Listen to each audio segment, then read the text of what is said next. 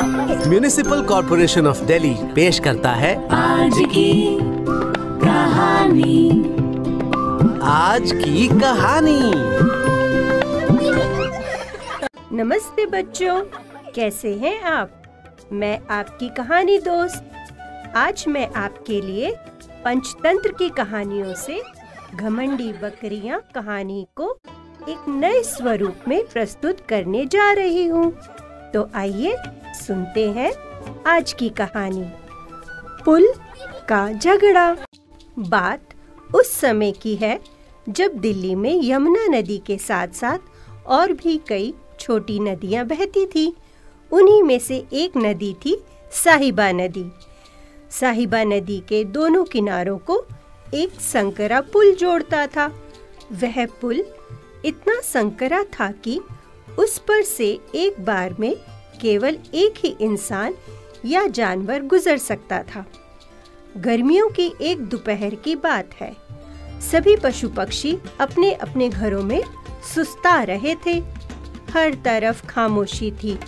बस कभी कभी नदी किनारे लगे पेड़ों के पत्ते हवा चलने पर खड़खड़ा उठते।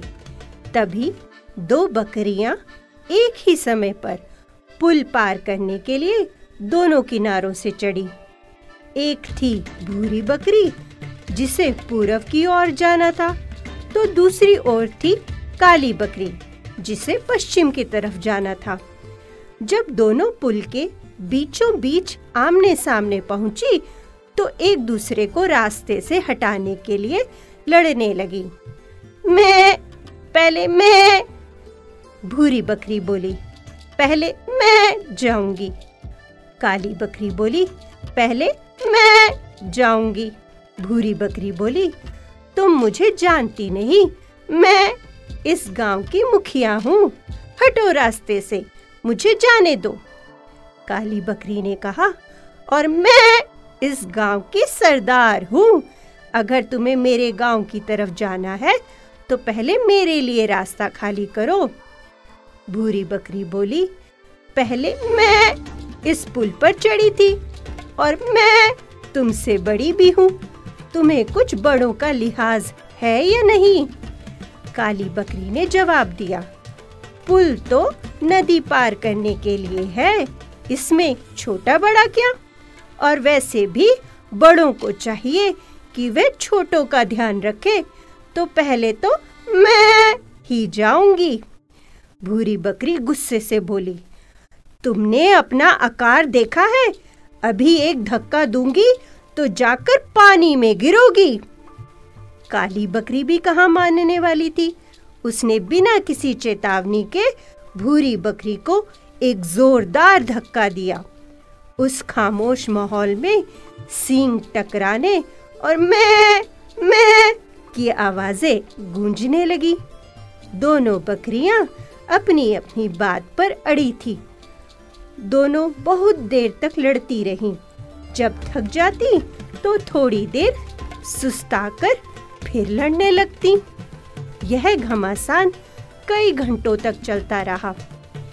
इसी नदी में रहने वाले मगरमच्छ यह सारा नजारा चुपचाप नदी के अंदर से देख रहे थे।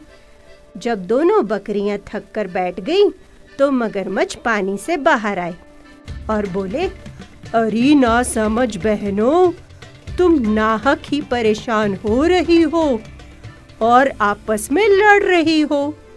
तुम ऐसा करो, हमारी पीठ पर बैठ जाओ, हम तुम दोनों को आराम से नदी पार करा देंगे। यह सुनते ही दोनों बकरियां पहले मैं करती मगरमच्छों की पीठ पर कूद गई और फिर पानी से छपाक छपाक और मैं की आवाजें आने लगी। तो दोस्तों, क्या लगता है आपको? क्या मगरमच्छों ने मददगार बनकर बकरियों को नदी पार कराई होगी? आप सोचिए, तब तक मैं आपके लिए एक और नई कहानी ढूंढ कर लाती हूँ। नमस्कार। ये थी आज की कहानी। आज की कहानी। कहानी।